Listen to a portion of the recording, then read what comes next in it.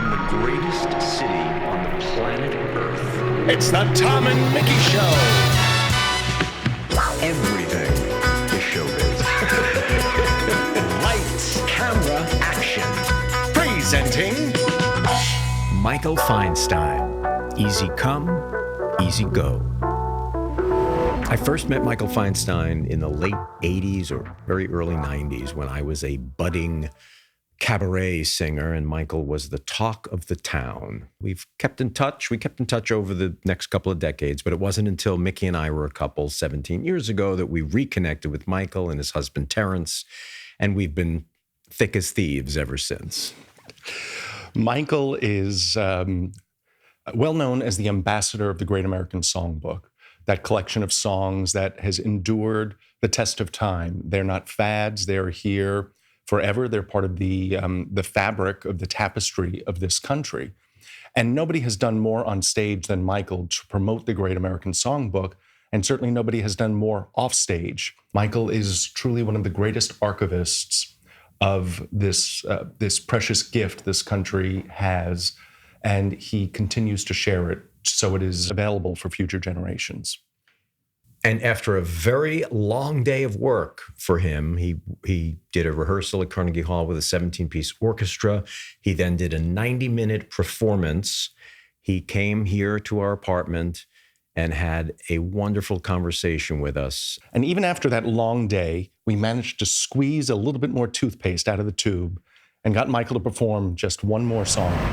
Another spectacular evening at Carnegie Hall. What did you see? We saw you weren't you in it. Guess who I saw today? Guess what? We saw you. Another. How many nights have we been there for Michael dazzling them at Carnegie Hall?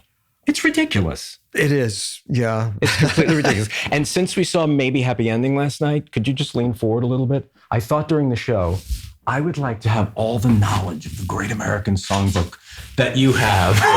You took it all. The thought really occurred to me, just everything that you say, you do, the history, the writers.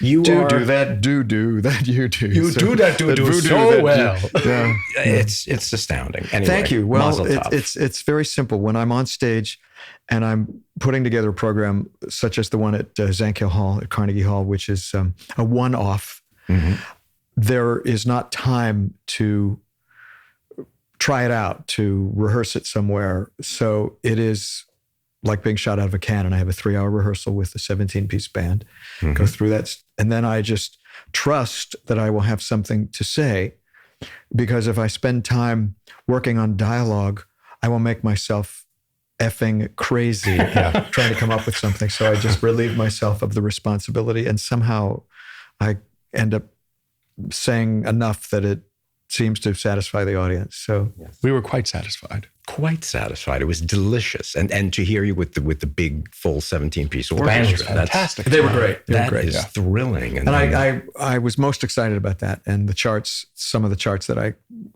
found, some of them have never been performed publicly, not for reasons of negativity, but circumstance. Yeah, sure. It was a great night, really. Thanks. And there were a few Sinatra charts in there, I think maybe there were 2 or 3. Right? Yes, and several by Billy May, and amazingly Billy to May me, were fantastic. Nothing by Nelson Riddle.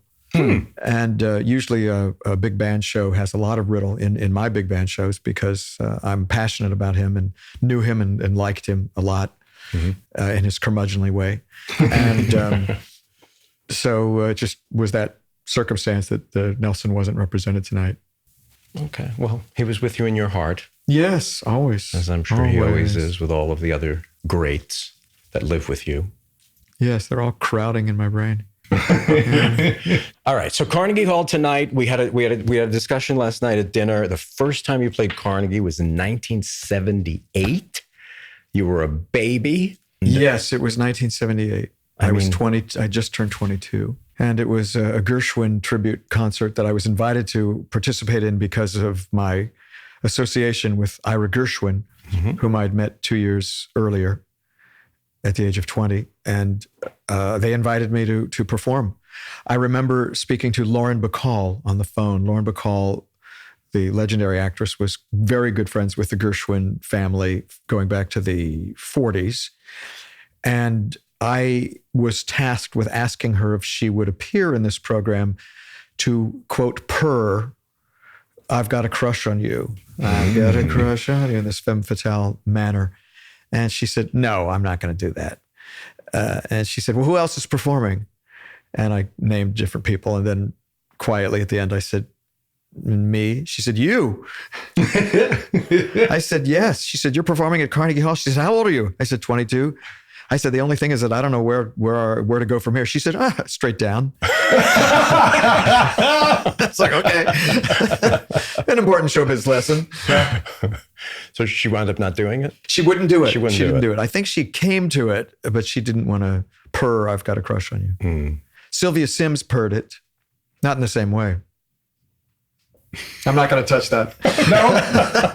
And yet Tonight Show, you were talking about doing a 1988 show at Carnegie. Oh, yes, that was the Irving Berlin Centennial. From Carnegie Hall, Irving Berlin's 100th birthday celebration.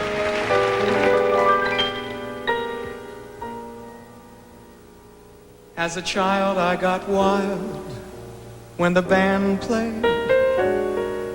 How I ran to that man when his hands swayed. That was quite a star-studded experience with Frank Sinatra and Shirley Maclaine, who was sort of on the other end of the hall, the other end of the stage, and Sinatra was over there. And somebody said, "Shirley, you're going to say hello to Frank?"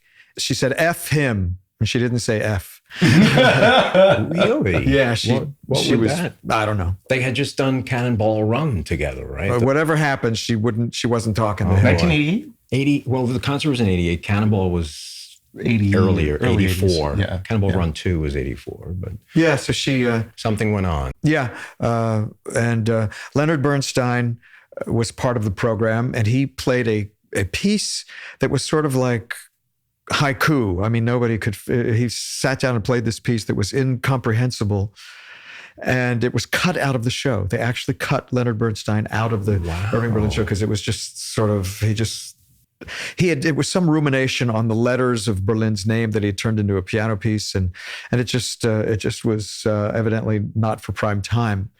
And he was in his cups, as they say. And Nell Carter was on the program, and she had a boa that she wore, feather boa, and Lenny Bernstein got his hands on it, and he wouldn't give it back to her. So I remember the stage manager pleading with Maestro Bernstein to return the boa so Miss Carter could rehearse her number. Wow, that wasn't in the film with Bradley Cooper. I was waiting for it. And it just didn't. I don't know what happened. They covered a very specific period. Yeah. Well, you told a very cute story on stage tonight, if you wouldn't mind just sharing about Leonard yes, reconnecting with Mr. S. Yes. Well, also Sinatra had done the movie On the Town, which had part of the Bernstein score. MGM cut out A Lonely Town, which Sinatra wanted to sing, and he wanted Gene Kelly to do a dance to it. And Arthur Freed or somebody at MGM deemed the piece too esoteric, so they didn't include it in the film. And Sinatra said, "Oh, that effing Arthur Freed he made me cut that." But anyway, he had known Bernstein since the 40s. Of course. And Lenny goes over to Frank and says, "Frank!" and gives him a big wet kiss full on the lips. And Sinatra was, Lenny, oh, geez, God, why'd you do? Oh, God, I don't know where that spilled. Lenny, And it was a moment. It was another memorable moment. Yeah. And Angie Dickinson, whom you have met, who is Angie. She has no vanity. She's in her 90s. She doesn't mind my saying that. And years ago, she was at the Gershwin house, and the pianist Oscar Levant was there.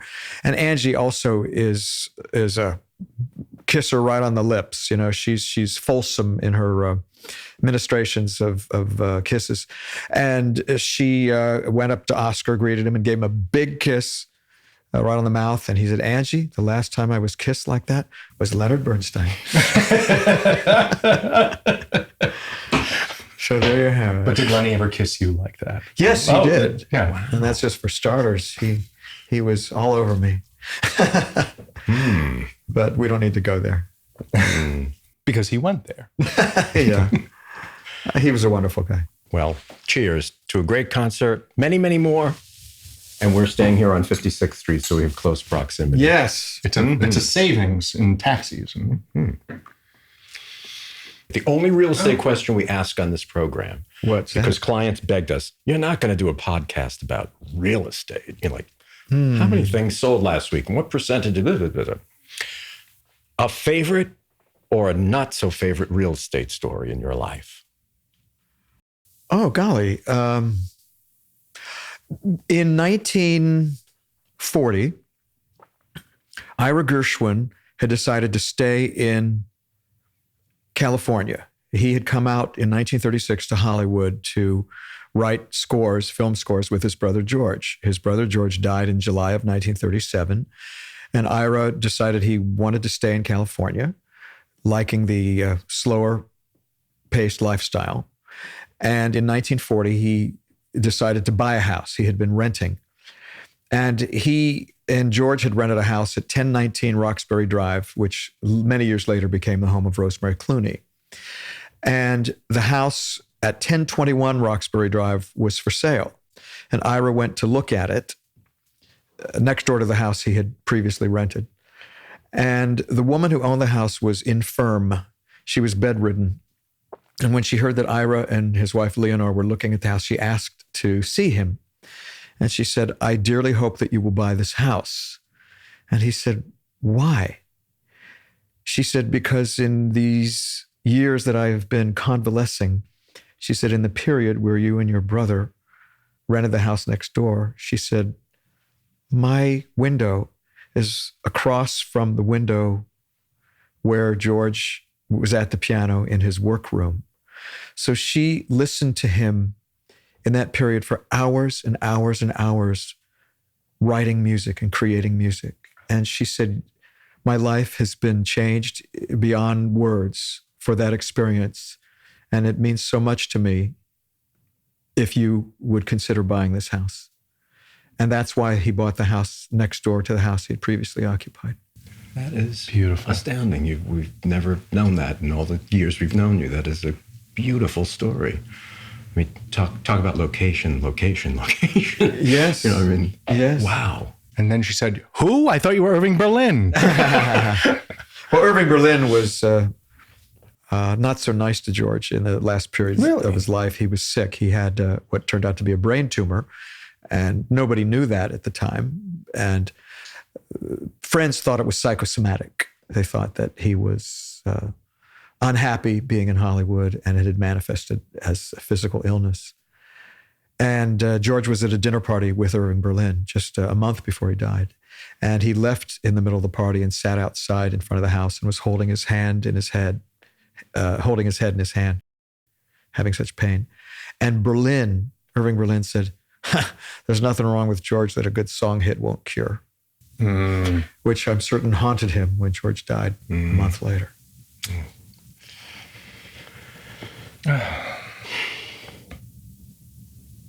Well, that stopped. You know how to stop a show. Well, Wow. Well, so for all of the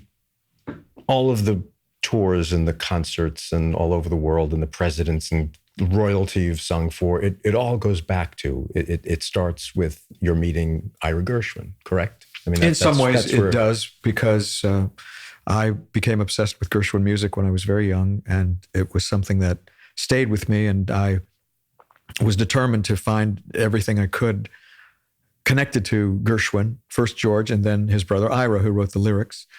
And by the time I met Ira Gershwin through a series of coincidences, shortly after moving to California, it was as if I had been primed or schooled for the moment that I would meet him.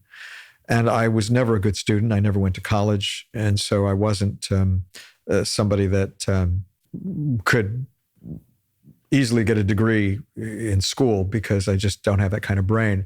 But I remember things that are important to me. And so when I met Ira, we were just like two halves of a whole, even though there was literally a 60-year age difference in our years.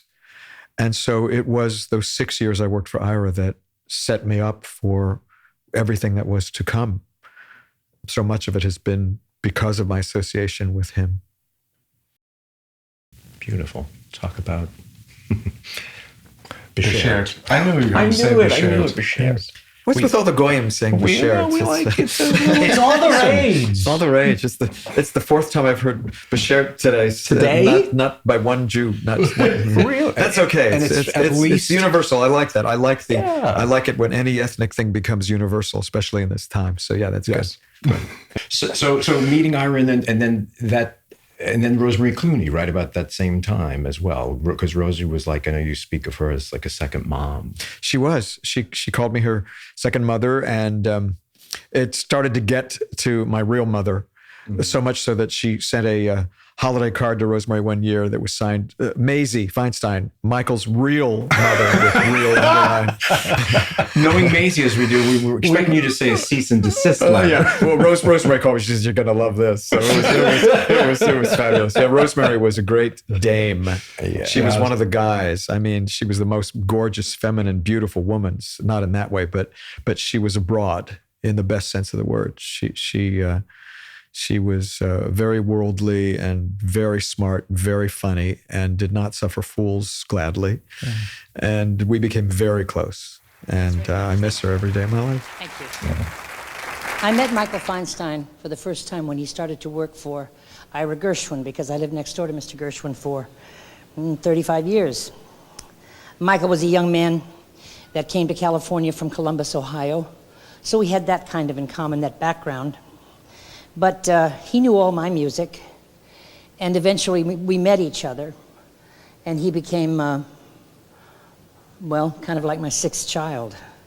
He was doing a wonderful thing. Aside from cataloging all of the Gershwin music and Ira's lyrics, he was giving Ira a reason to live from day to day. The interest that he had in his work really gave him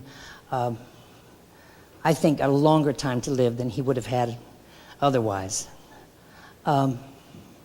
He's a darling young man, and I love him dearly. The way you changed my life. No, they can't take that away from me. No, they can't take that away from me. No, they can't take that away from me.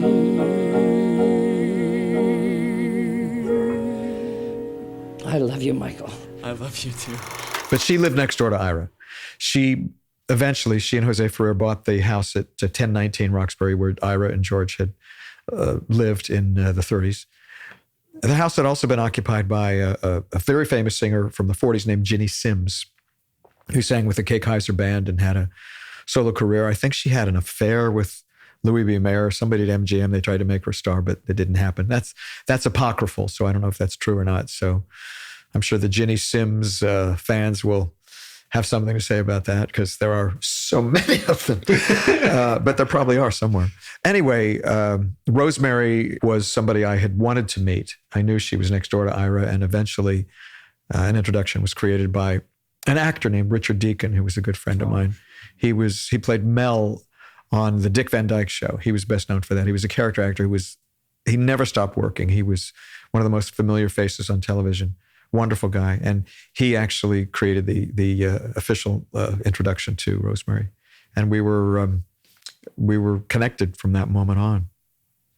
Somewhere in my head, I kind of remember some story. Is there something about a cat going back and forth between the houses or something? Does that have anything to do with that, or am I off? Yes, Lee Gershwin loved cats. Okay. Ira loved cats, but Leonard particularly loved cats because they sort of reflected her personality, especially when they hissed.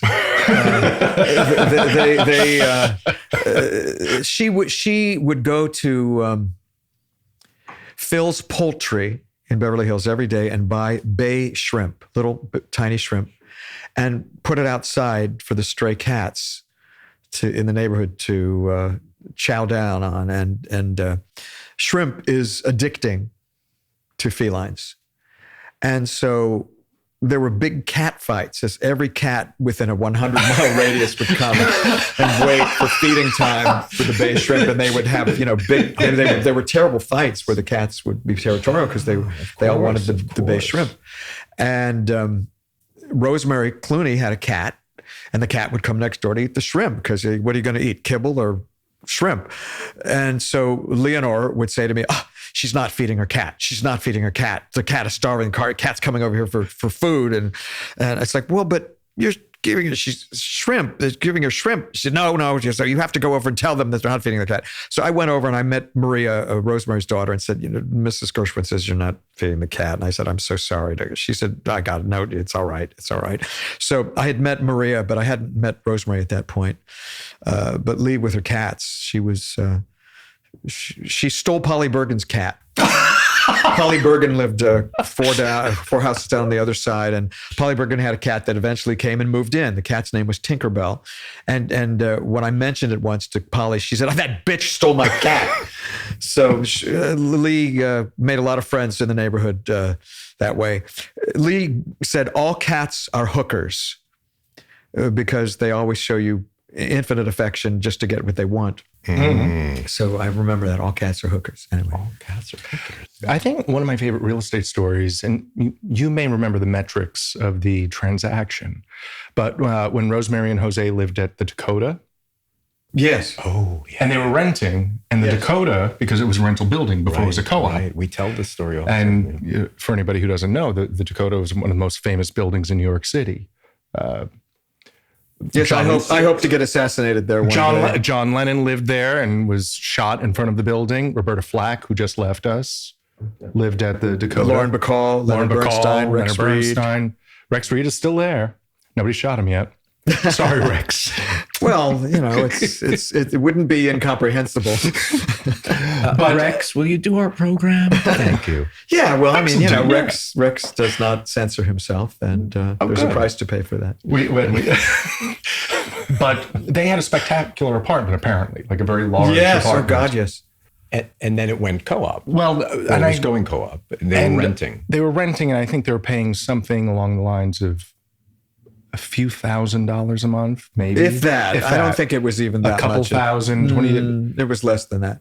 And I think the developer offered the apartment to them for something in the range of $40,000 in the 1960s. And they said they thought it was too much money. It was too much money, and they let it go. So they didn't buy it. Yeah. $40 million today. Yeah, she regretted that.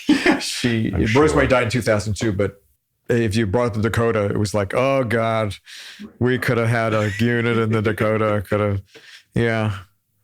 And the Ira Levin, who wrote Rosemary's Baby. Oh yeah. I don't know if he lived in the Dakota. I think he might have.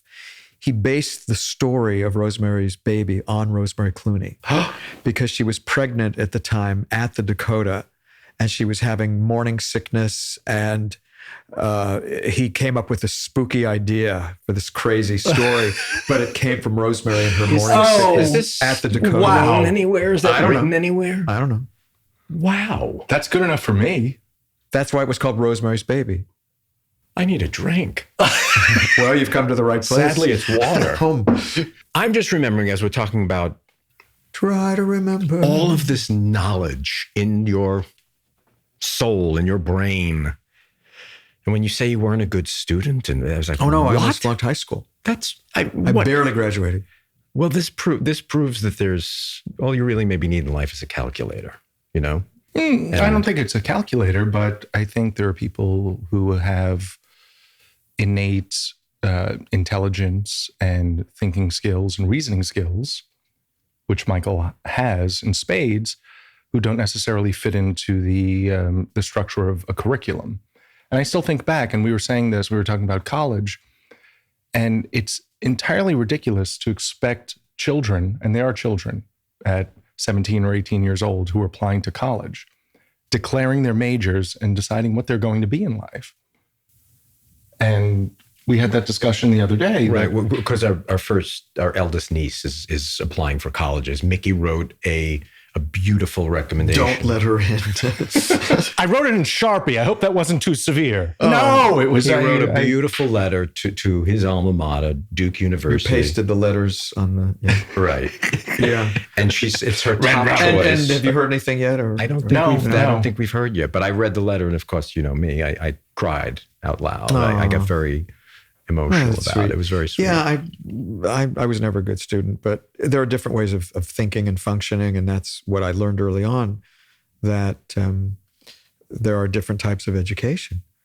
I didn't know street smarts, but I had certain instincts. The other thing is that when I was in my teens, I thought there was something wrong with my brain because I couldn't function or keep knowledge. I couldn't keep certain things in my head. And I went to a doctor to have a brain scan or some kind of test because I was convinced that there was something wrong with my noggin. They said, no, there was nothing wrong, but I just I don't think in a linear way. I have a very odd brain, and I still think that there's something out of whack about it, but I've managed to get this far. So. You have pretty damn good memorization skills. For lyrics, yes, but I don't there's so many things I don't remember in my life. I remember a lot of things, and then a lot of things I don't remember. And I don't remember faces. I'm not visual at all. And I could meet a person 10 times and not remember them because I don't have the capacity to visualize. I cannot see anything in my mind's eye. It just is not there. I can't visualize. Okay. So I've got music, but it's crazy. I'm remembering a night we were all sitting up at your house in Los Feliz. It was very late. We had dinner and drinks and watched a movie, and we sat there. Do you know what I'm getting at? I don't. We sat there with an old phone book that you had. That was the most fun. I was like, we should make a game show here tonight somehow. Because when you say you don't remember things, the way you remembered these phone numbers. I think we gave you the name of the old Hollywood star who was and I remembered the phone you phone remembered number. The address, the home that they lived in, the phone, and we were like, how the fuck does he know this? You know, we just okay. Clark Gable. Whatever. George Firth was 465-4865. Paul Bartel was 874-2119. Ira Gershwin was 271-2824.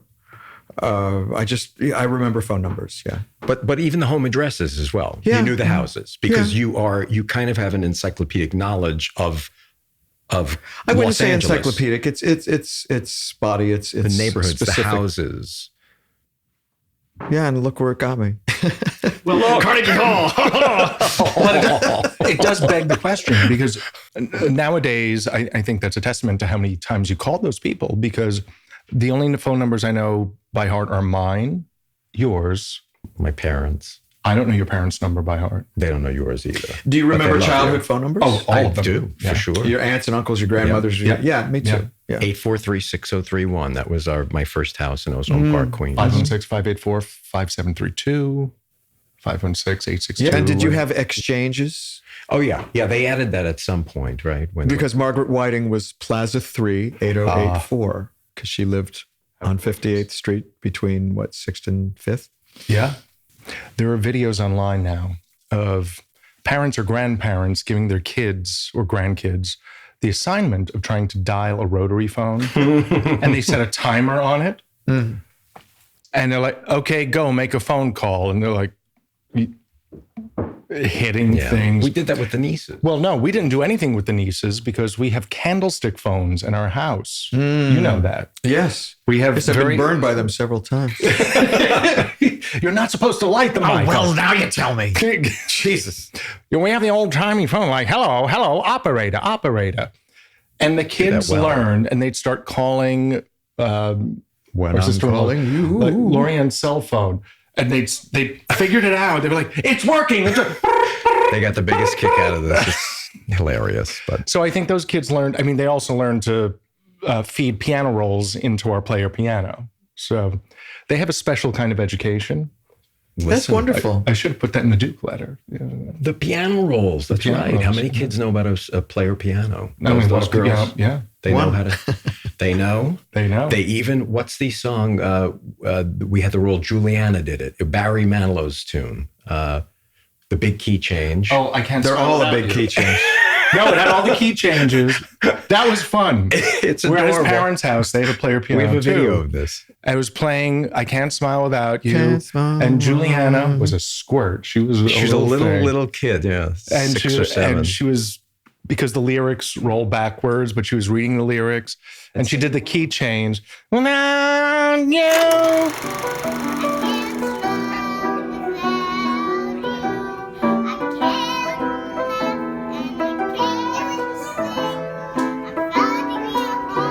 So we had a video. We sent it to Barry, and he wrote back. He said, "She's a star. She's a star. She nailed it." That's sweet. Key change. When I played in piano bars, I used to alternate with a guy named Rudy Delamore, who was this very campy, fabulous entertainer. He was a great, great piano bar entertainer. And whenever he would do a key change, he would say, "Just like Barry Manilow," and he would do the key change. So whenever I hear Barry's key changes, I think, "Just like Barry Manilow." Oh, Barry. Loved Rudy him. was a wonderful guy, and he later in her later years took care of the famous Hollywood actress Betty Hutton, who left Hollywood early on. And he called me and he said, "Michael, I just want to tell you that our darling Betty passed away. She had a touch of cancer." And I said, "A touch, just enough to kill her, right?" She had a touch of cancer. Anyway. A touch of. I'd rather have a touch of mink, but yes, a touch of cancer. If you're going to have it, just. Speaking of Manilow, Yes. you sang a Barry Manilow song at our wedding. He did. Do you remember? No. You don't? Oh, all the time. Yes. All the time. The song all the Yes. time. Yes. All the time I thought there's only me, crazy in a way that no one else can Yeah. That's one of our. He sang that at my wedding. At your wedding. Yeah. Oh, did we know that? It's a good song It's for a a gay wonderful wedding, song. right? It's a good song for any for wedding. any wedding. Yeah, for any. Marty Panzer wrote the lyric, and it's one of my favorite songs of theirs. A beautiful song. And it's so simple. It's no key changes, real, well, nothing major like a big pop number, but it's the simplest, most beautiful message. Barry has a tremendous gift as a arranger, orchestrator, routining songs. He got that all from listening to Judy Garland and learning all the Roger Eden's special material. He learned early on about how one takes a song and you have to do something with it. You have to take it and figure out some way to make it fresh, especially if it's a song that people know. So it's taking it and doing variations on it that don't rock the boat too much, but take the audience along so they feel like they're in on something. And he's a brilliant routiner of material and a great writer. I'm not demeaning anything he does, because I think he's incredible. He's something else. He's coming into Radio City again in April for 5 nights. Amazing. And again in October, he's got a residency there. And It's spectacular. yeah. Do you remember the first time you met Barry and how it came about? I never remember the first time I meet anybody. It's so weird. I met him somewhere, but I remember we had lunch. We had lunch somewhere. And we were talking about arrangers and Johnny Mandel and songwriters and Roger Edens and Conrad Salinger and all this obscure stuff that I can't talk about with many people. Right. So that was wonderful. And then I recorded a song of Barry's on an album, a song that he wrote for an animated film called Thumbelina, a song called Soon. And he was there at the session. And the arrangement was done by Artie Butler, with whom Barry had worked for many years. And Artie was there. But Barry, being who he is, he was very hands-on. And why don't you do this? Why don't you do that? And that. At one point he said, "God, I'm such a pushy Jew." That's a Barry. So, but the song, it's a beautiful song. And I'm grateful to have had his guidance recording it, because it was the first recording of the song. So he wanted to make sure that it was recorded in a certain way. The first recording of a song is significant because it sets the tone of how it might be interpreted by others. For example, Julie Stein, after he wrote Funny Girl and Barbra Streisand eventually ended up starring in it, was frustrated because Streisand had been singing People and she had been doing variations on the melody. People who need people. That's not in the music. People who need people are the luckiest people. But you go, people who need people. So he said, Barbara, when you do the first recording, I think on her pop album, not the cast album, I don't remember for sure. I think it was a pop version of People. And he said, would you please sing it the way I wrote it? Because if you do it with the extra note, everyone's going to sing it that way and they'll never sing it the way I wrote it. She said, of course, Julie. And she went to the studio and she sang People. She sang and so that's the way everyone sings it. Oh my, wow. Well, we had I'm thinking back to a night, talk about Barbra Streisand, Barry Manilow. We had a night, Streisand. What did you say? What did I say? Streisand? Streisand. Streisand. Like sand. She always says like sand on the beach. Streisand. Barbara, I'm very sorry. I'm going to say this correctly. Barbra Streisand. Yes. So we were hanging out with Barry at the townhouse that we got for. Oh yeah, I thought you meant the bar. We're strolling for men at the townhouse. Oh wow, we haven't been there for haven't been there for years. Yeah, to clarify things. Yeah, no, we. You don't need to clarify. Just keep moving. A lovely townhouse. A lovely townhouse on the Upper East Side. Yeah. And and we were debating the greatest female voices of this genre. Mrs. Miller. Mrs. Miller. I'm so confused. And one of the greatest female voices. You don't know Mrs. Miller? Forget all your troubles, forget all your cares, go downtown. Things will be The recording of Downtown and The Shadow of Your Smile. Oh, sorry. Mrs. Miller was a famous. She was famous because she sang off key and she made albums. Oh. On purpose? No. Oh. That's what made it so great. And she had a big career. Mrs. Miller. She was definitely not on the list, but we are looking her up. So we're actually going to the include greatest her in this. female singers.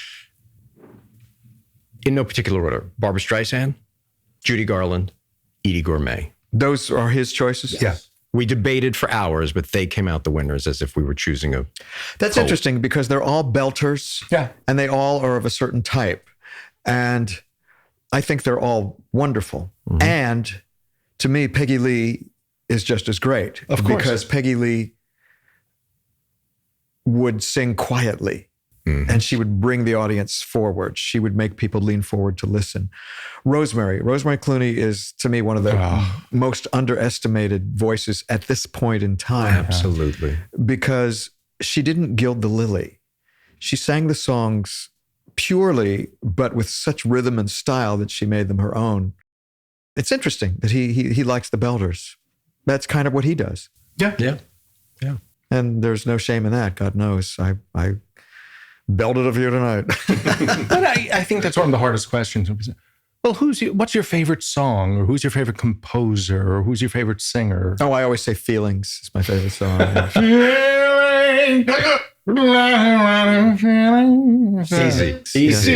Easy. What are you talking about, Bowsy? Feeling. Well, favorite songs is ridiculous. To me, it is.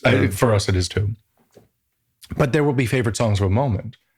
So we'll always ask, what are you listening to right now that you love? What am I? Is that a question? That's a question. Okay. This is an answer.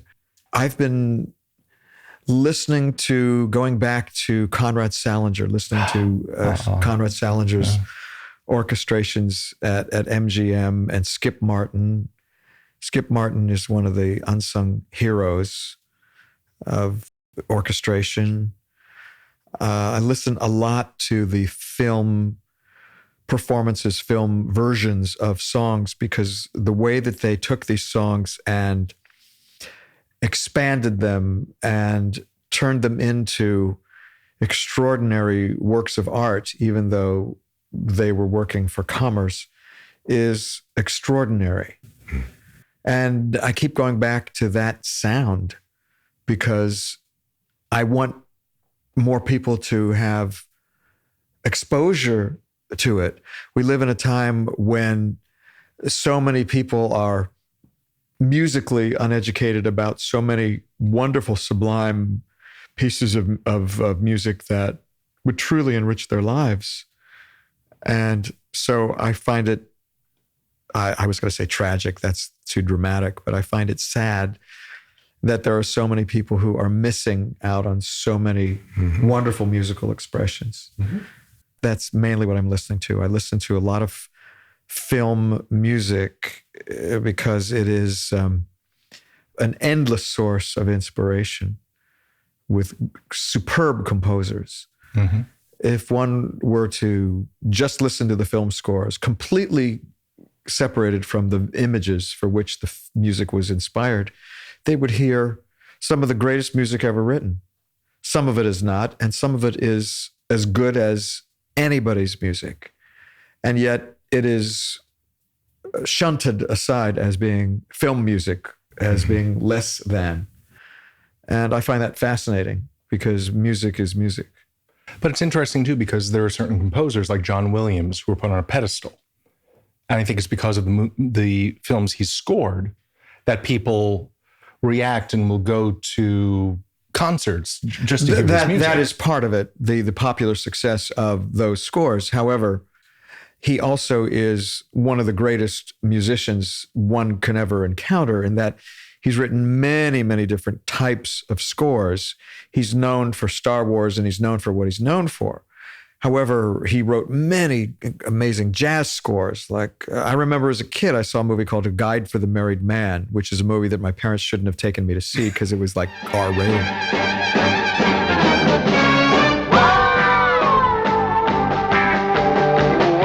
But the score was fantastic, and it was John Williams. He's one of the great jazz pianists. And he wrote a score for the Reavers. His score for the Reavers is spectacular. He can write any kind of music. Interesting thing is that his concert music is very obtuse. And I wonder if he chooses to write in a less melodic fashion purposefully as a contrast to his film scores. Because his concert music is not performed nearly as often because those who are fans of John Williams expect to hear the broad, beautiful melodies, and they don't hear those in the concert works. However, he has earned his place rightfully, even though I agree with you that it is a popular success and the popular success of those movies. He is iconic, and he is a link to the golden age of Hollywood because he started in the 50s. He's in his 90s now. He knew Conrad Salinger. He worked at MGM. He touched the lives of all of these greats who came before him and assimilated and used all of that knowledge to create something fresh and new and continue the art of film scoring. One of the things that is disturbing to me is that now, if one is studying it at a university to be a film composer, usually the history begins with John Williams. And that is omitting 50 years of extraordinary film composers, Elmer Bernstein, Max Steiner, Eric Wolfgang Korngold, Jerome Ross, David Raxon, Hugo Friedhofer. I mean, you can go down the list, Franz Waxman. It's Dmitri Tiomkin. These were giants. And they are completely forgotten by the general public. And that to me is ridiculous. But I also believe that their work will be revived one day and will become known again because what is good eventually comes back if the planet survives. Well, I simply think you need a university position. Seriously, my goodness. You really do. When are you going to start teaching this course? Can we get that into your dance card? Because this reminds me very much of when there's a certain generation of young Broadway enthusiasts who think of the golden age of Broadway as Rent. Yeah. Well, John Kander told a story about going into, in the Village, maybe Marie's Crisis or one of these places. And somebody said, "Oh, what do you want to hear, old man?" And he was like, and somebody said, "Play some of the old songs." So they started playing songs from Pippin and Jesus Christ Superstar. And those were the classics, It's like, okay. Slap. Yeah. So it's a different time. Yeah. And I celebrate the continuum because it's wonderful and it's great. It's just that the most talented musicians learn from the past. They learn from history. Yeah. It's because there's so much to learn, and then you can take it and reinvent it and make it your own. Mm-hmm. It's not smart to ignore the past. Would you say that applies to politicians as well? It applies to everything. Of course. Everything. It applies to everything, of course. I meant that facetiously, of course. Right. Okay, well, listen, we learned the other night at dinner that you're going to live to at least the age of 99. So you have at least. Are you texting under the table? I am, yes, I am. There's no texting in class. God, You're going to have to you're stay the after school fucking for a worst spanking. date. There's going to be a spanking. Jesus, Michael. It was to close the deal for you. Oh, Yeah. in that case, get your Were you phone on out. Grinder? Grinder. Ring a No, ding ding. not me. No wonder you were looking for a signal. We're on the floor, by the way. Okay, yeah, down in the depths. On the 48th floor. On the 90th floor. Yeah. Oh, let's not talk about Gypsy. Yeah. Would Will you you? reenact the tempo issue, or would you rather not do that with what's happening in the An current? interesting thing has happened with an iconic theater song. Everything's Coming Up Roses. Julie Stein wrote this song. It was inspired by something he had previously written for High Button Shoes in 1947, and it was a song that was cut called Betwixt and Between. But he reworked it, unbeknownst to Sondheim, that it was a trunk song, and it became Everything's Coming Up Roses. And one of the great, it's the song that begins the overture from Gypsy, which is considered to be the greatest overture in musical theater history. Amen. And it's in two, da da da da da da. It's like da da da da da da da da da, and then it goes into a broad. Everything's coming up roses, bottom, bottom, bottom. Then it goes back to the two. Well, I have rarely heard it sung that way since in recent years. Patti LuPone, when she did Gypsy in the Broadway revival, she went, "Everything's coming." It's like, no. That's not the way Julie wrote it. And if Julie were alive, he would have burned down the theater. He would have been so angry because he was Really? a very passionate guy. It is not sung the way he wrote it. And the current Broadway production has a further distortion of the way that song is sung, where it not only is not doing that everything, it's shortened it, but also they've changed the rhythm. And the orchestra is playing along with the change of rhythm. I mean, I find it incomprehensible. And I'm not exaggerating. If Julie were alive, he would have stopped the production. He would have been so angry because just sing it the way he wrote it. And the whole point is the contrast of that. So I wrote a letter to George C. Wolfe. I sent an email rather, and to Andy Einhorn saying, please change that for the sake of the composer, because this is a celebration of many things, including the legacy of Julie Stein. And it should be sung the way he wrote it, because he would not ever allow this, and this is wrong. And I got no response. Nothing. So, Just silence. I guess the show was frozen at that point. So it doesn't matter. Well, it doesn't matter. You're right. You're absolutely right. It doesn't matter. Because it's like, who has the right to change the rhythm of Beethoven's Fifth? Right. Da, da, da, da. Well, I like it. Da, da, da, da. You don't do that.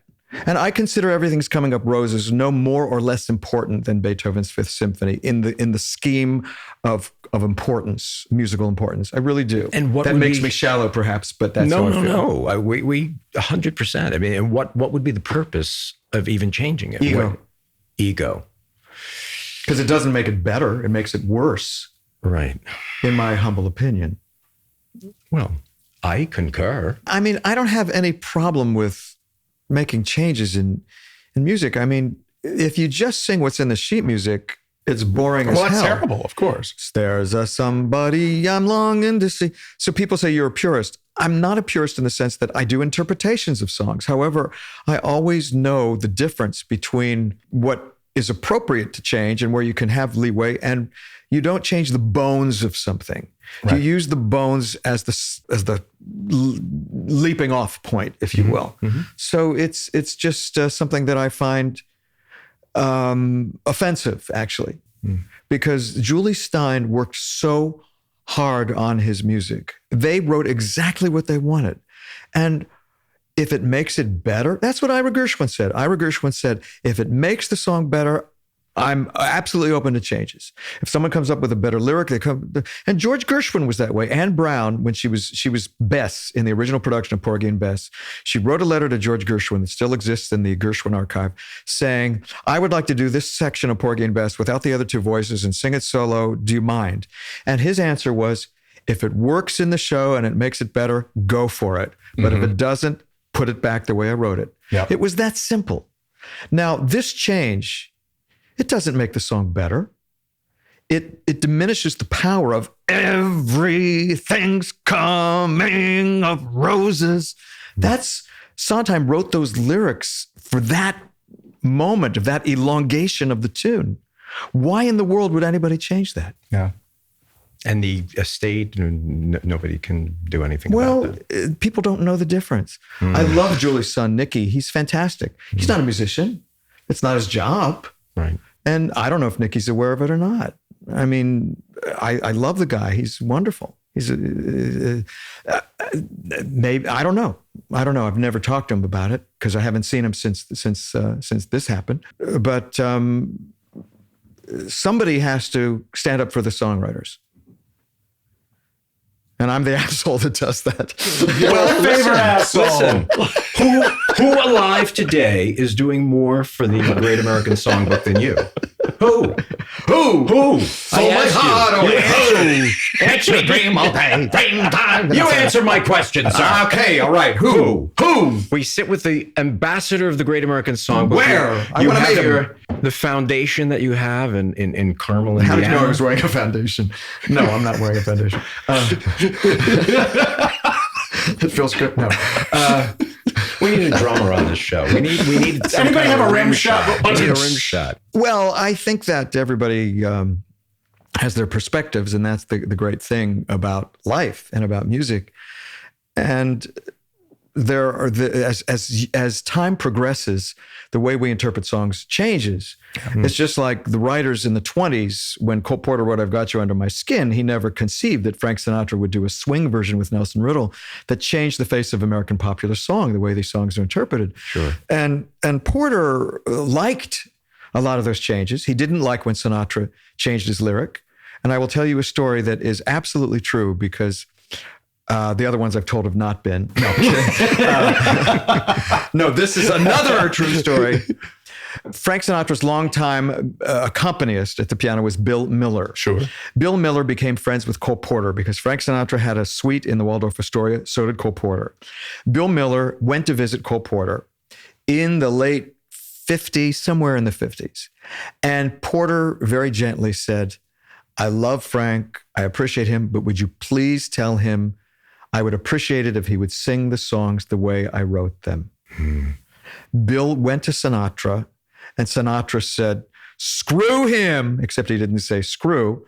I'm never going to sing another Porter song again. Tell him to go F himself. Hey. So Miller went back to Cole and said, I'm sorry to say this, but Frank said, screw you, he's not going to sing your songs anymore. And Porter said, well, tell him it's fine. So he backed off. Frank Loesser did not back off. Frank Loesser criticized Frank for changing something he wrote, and Frank said, screw you, I'm not going to sing your songs. And Frank said, don't sing my songs, I don't care. And for several years, he didn't sing Frank Loesser, but eventually he went back to it and he did a whole concept album of Guys and Dolls. So he couldn't resist not singing Loesser. But Loesser stood up and said, I don't care if you don't sing my songs, sing them right or don't sing them. Was that moment before or after the film of Guys and Dolls? Before. Okay. Oh. Okay. No, I'm wrong. It was after. Okay. It was after. I'm sorry. It was after. Francis, don't bite the hand that feeds you. Well, and everything at the end of the day is a negotiation of sorts. Well, Frank right? loved his songwriters. He respected them so much. Yes, and if he loved them so much, why does he sometimes make a gratuitous change? I love Sinatra. I was talking to Johnny Green about it. Johnny Green conducted the movie High Society. So that was Frank Sinatra, that was Bing Crosby, a Cole Porter score. And I asked Johnny about it. And he went into this diatribe about how Frank changes the lyrics. And I said, so you don't like Frank? He said, I love him. Because he loved Frank. Yeah. He just wished that there were spots where he didn't change things, because sometimes the changes are off the cuff and they're gratuitous and they don't contribute to the song. Sometimes he made changes that absolutely worked and were great. Other times they were just nothing. And there's a difference. And I was at Ginny Mancini, Mrs. Henry Mancini's home, when I was sitting there with Quincy Jones, Greg Field, Ginny's son-in-law, who played with Sinatra as on the drummer, and with Marilyn Allen Bergman. And I said, okay, let's start from the point of view that Frank Sinatra is the greatest singer of the 20th century. I said, so having said that, and also knowing how much he revered the songwriters, why did he make so many changes in the lyrics if he revered them so much? And Quincy Jones said, well, it's just too bad that you weren't there to tell Frank how to sing his songs. Oh. He was furious at me.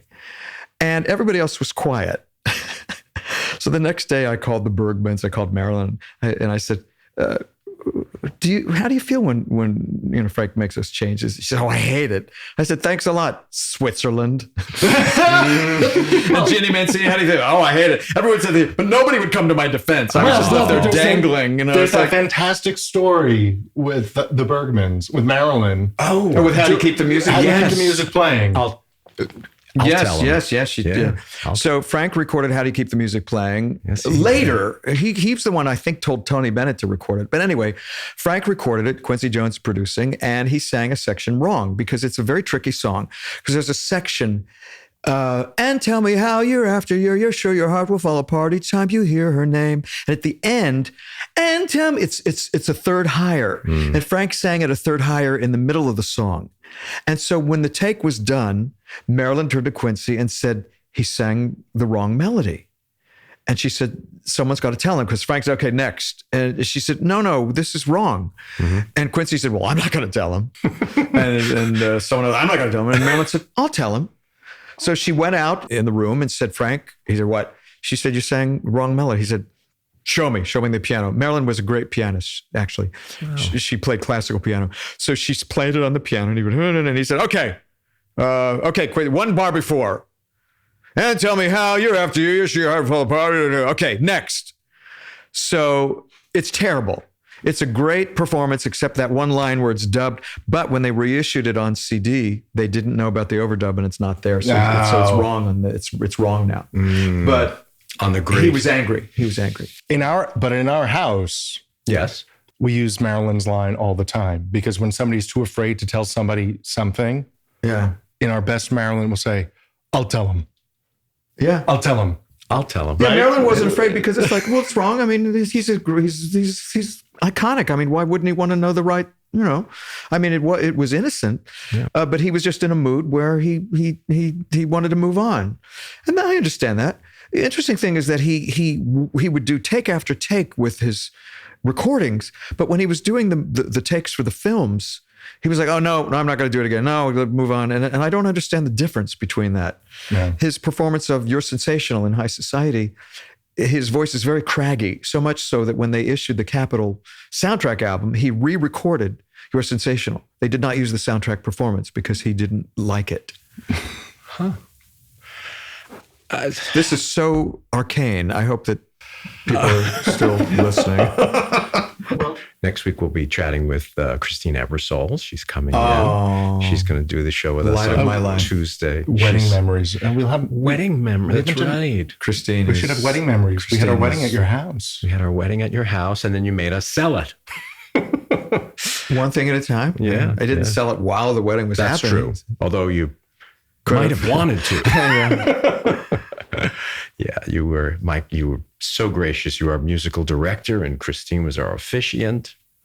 That was a well-scripted experience. Just like I mean, you couldn't have written it. It was like it was almost a poorly scripted. It was pretty wild. It was a wild experience, and with the New York Times recording the whole thing, a reporter from the New York Times, and my mother being there doing her shtick. And we can say it out loud. We're embracing it. That's part of this podcast. I had a panic attack. There you go. It's fine. Yeah. 9 years later, 100 milligrams of Zoloft. Life is fine. It's okay. Yeah. What? Life is about finding the joy. When did you know I was in trouble immediately? Just out of curiosity, we've never really gone there. Judging by your body language, I knew something was going on. Mm-hmm. And so I went into that mode of, what can I do to help the situation? Mm-hmm. And I understood what was going on. And I didn't have judgment about it. It was just, people have a willy sometimes when there are life-changing experiences, especially with a wedding. And when the New York Times reporter later said, "Did you find this unusual?" I said, "No, that's the most normal thing that would happen at a wedding, because I've played many weddings and all kinds of emotions come up. Certainly emotions came up for me at my wedding." So I understood that it was just a transitional experience that needed to be processed. And sometimes things that we do not look at because we're not even aware of them come out at the most, sometimes inopportune times. Well, you have become, after all these years, I've known you longer than I've known Mickey. I mean, we go back to when I was a budding cabaret person starting. Was it the Algonquin we met at? Yes. You were the talk of the town. Rising Just don't star. repeat what they were saying. But they were talking. They were talking, yeah. No publicity is bad publicity. But all these years, all these memories, events and people, and the Gershwin Prize and meeting and Billy Joel and Burt Bacharach and Willie Nelson and being at the Library of Congress and so on and so forth. I mean, the memories, it's just staggering. Yeah, you are more than a friend, just a soulmate, a spiritual. We're on this journey together, and I thank you for those sessions that we've had. They've been very meaningful, very, very meaningful. Thank you. So you've got a lot of work left to do in your next 40 years. I believe that we are brought in contact with people with whom we have history, karmic history from other experiences, other lives, other realms.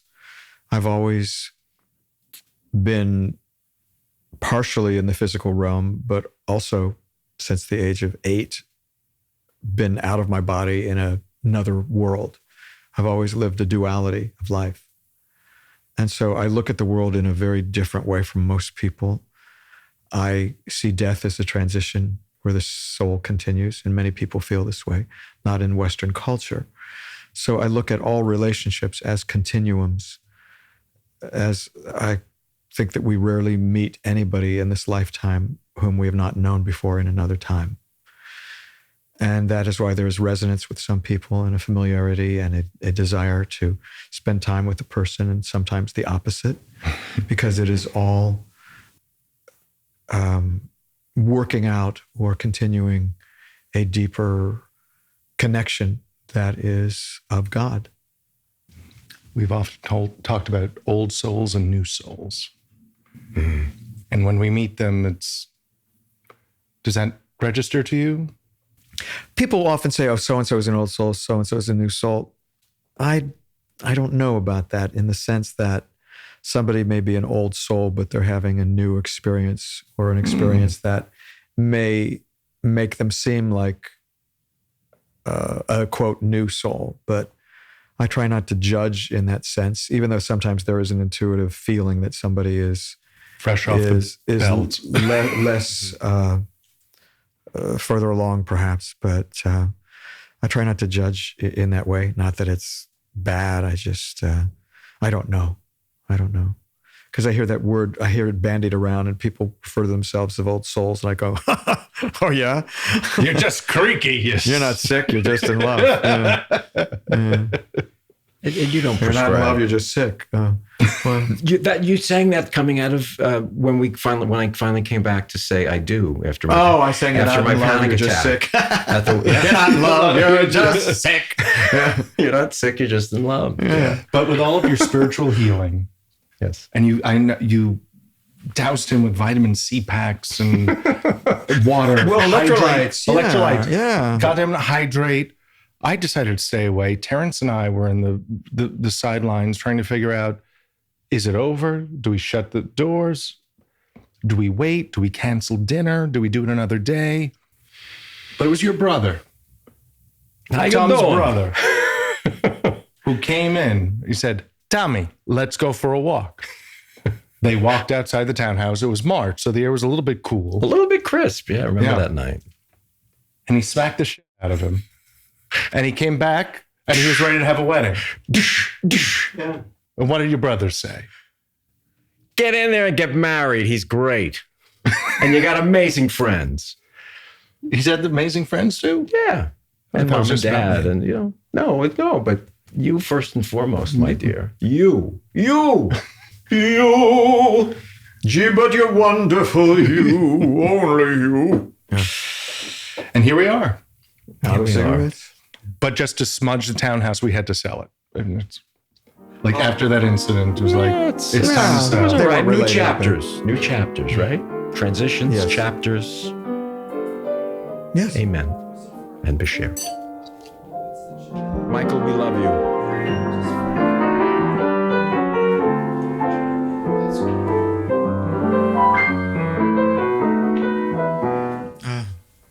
What do you want? Well, that was good. That didn't suck. Let's see here.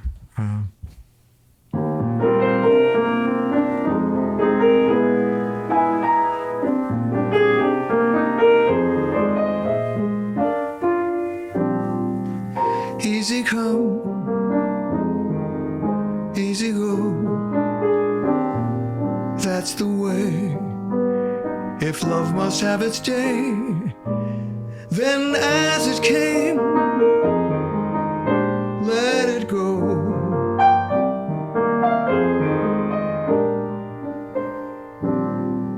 No remorse, no regret. We should part exactly as we met. Easy come, easy go.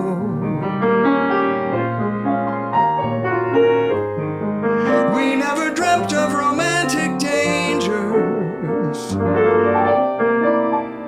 but now that it ends, let's be friends and not two strangers. Easy come, easy go. Here we are, so darling,